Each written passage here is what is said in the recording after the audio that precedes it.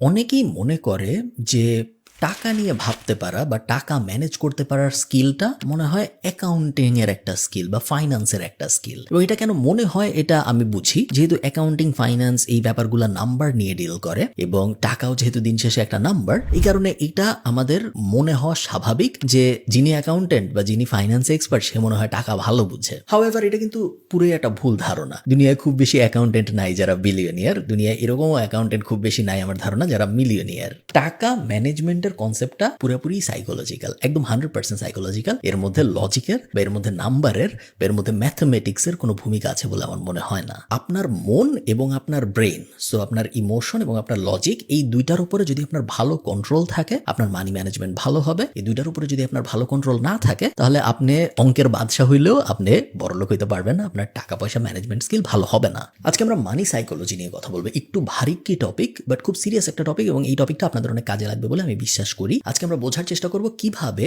মানি psychology এইটা decide করে আপনি কত বড় লোক হবেন, আপনার নেটওয়ার্থ ইভেন্চুয়ালি কত হবে। চলুন শুরু করা যাক।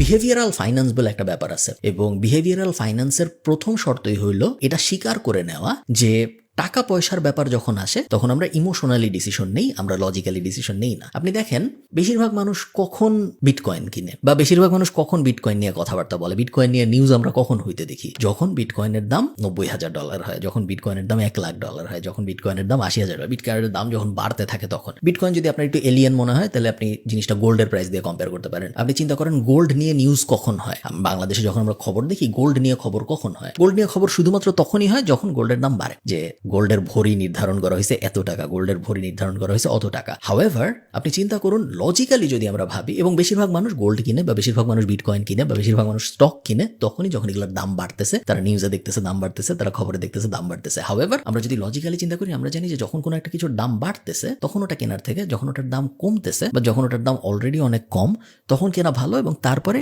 এটা রাইড করা, এই যে ওয়েভটা আস্তে আস্তে যে বাড়তেছে এই ব্যাপারটা রাইড করতে পারা ভালো। এটা আমাদের লজিক্যাল ব্রেন বুঝে, বাট আমাদের ইমোশনাল ব্রেন কখনোই বুঝে না। এই কারণে 80% মানুষ যখন কোনো কিছুর দাম বাড়ে বা যখন কোনো কিছু হাইপে চলে তখন ওইটার উপরে ইনভেস্ট করে, যখন তাদের আসলে করা উচিত এটা যখন নিচের দিকে আছে বা এটার উপরে যখন কোনো হাইপ নাই তখন।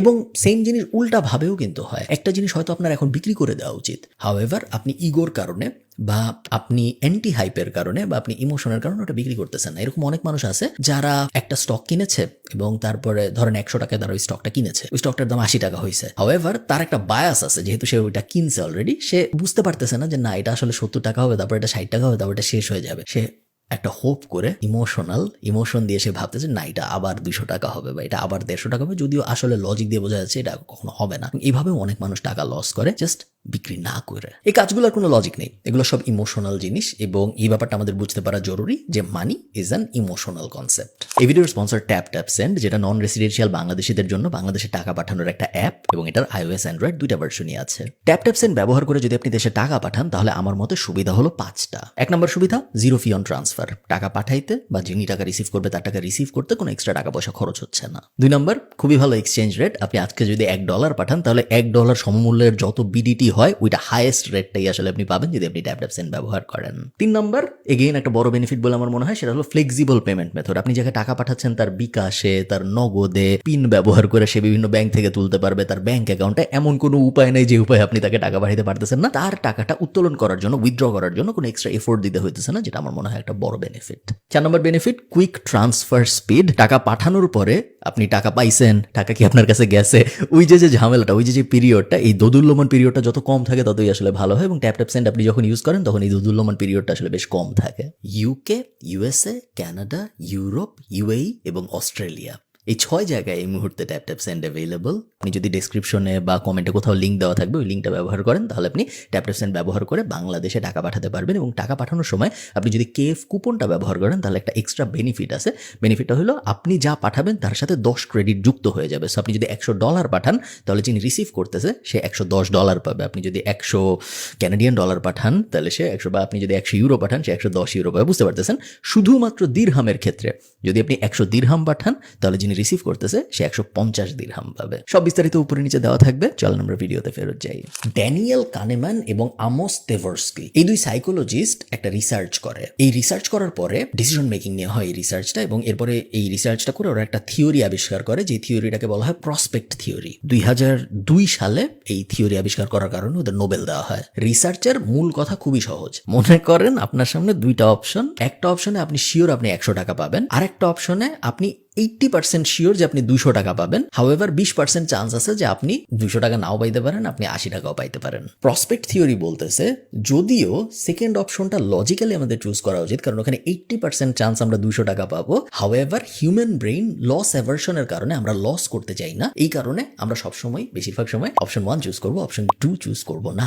এটার একটা অঙ্ক আছে, এটা জাস্ট মানে হাওয়ায় কথা না, এটা নিয়ে অনেক রিসার্চ হয়েছে এবং এটা নিয়ে অঙ্ক আছে। একজন মানুষ লাভে যত আনন্দিত হয়, কোনো একটা কিছু লাভ হয়েছে আপনার, এটা আপনার যত আনন্দ হবে, সমপরিমাণ লসে আপনার তার থেকে 2.5 গুণ বেশি কষ্ট হবে। তো আপনার যদি 100 টাকা লাভ হয়, তাহলে আপনি যদি 100 আনন্দিত হন, আপনার যদি 100 টাকা লস হয়, তাহলে আপনি 250 দুঃখিত হবেন। আমি জানি না আমি বোঝাইতে পারছি নাকি। সো বেসিক্যালি 2.5 গুণ বেশি কষ্ট লাগে যখন লস হয়, যদিও লস এবং লাভের অঙ্কটা সেম। এটা আমি কেন বলতেছি, এটা থেকে আমরা কি বুঝবো? এটা থেকে মেইনলি আপনার এই জিনিসটা বুঝতে হবে যে টাকা পয়সার হিসাব যখন আসবে, টাকা পয়সা নিয়ে যখন আমরা চিন্তা করবো, তখন আমরা লাভ এবং লসকে ইকুয়ালি মেজার করার চেষ্টা করবো। আমরা এই ব্যাপারটার বিষয়ে সচেতন থাকবো, অ্যাওয়্যার থাকবো যে লস যখন হবে তখন আমাদের কষ্ট বেশি লাগবে কম্পেয়ার টু ওই সেম অ্যামাউন্টের যখন আমাদের লাভ হয়। এটা আমাদের সচেতনভাবে জেনে ওটা মেনে নিতে হবে এবং তারপরে ওটা অ্যাভয়েড করার চেষ্টা করতে হবে। আচ্ছা, টাকা পয়সা নিয়ে খুব বেসিক কয়েকটা ভুল আছে, এবং এই ভুলগুলো যদি আপনি অ্যাভয়েড করেন তাহলে আপনি 80% মানুষের থেকে বেশি টাকা পয়সা ম্যানেজ করতে পারবেন বলে আমি বিশ্বাস করি। প্রথমটা হলো ওভার কনফিডেন্স বায়াস। আমি জানি কোন স্টক কখন উপরে যাবে, আমি জানি ক্রিপ্টোর কি হবে, আমি অমুক জায়গায় দেখছি অমুক ভাই বলছে যে হ্যাঁ এই মিউচুয়াল ফান্ডে ইনভেস্ট করা ভালো, আমি জানি যে ওই জমির দাম বাড়বে, আমি জানি যে এই ফ্ল্যাটের দাম বাড়বে, আমি জানি গুলশানে এই হবে ওই হবে। আমি সব জানি, অন্য কেউ কিছু জানে না। আমি সব বুঝি, অন্য কেউ কিছু বুঝে না। আমি যেটা ইনভেস্ট করবো এটা সেরা, অন্য সবাই গাধা। এই যে ওভার কনফিডেন্স বায়াস, এই ওভার কনফিডেন্স বায়াসের কারণে অনেক মানুষ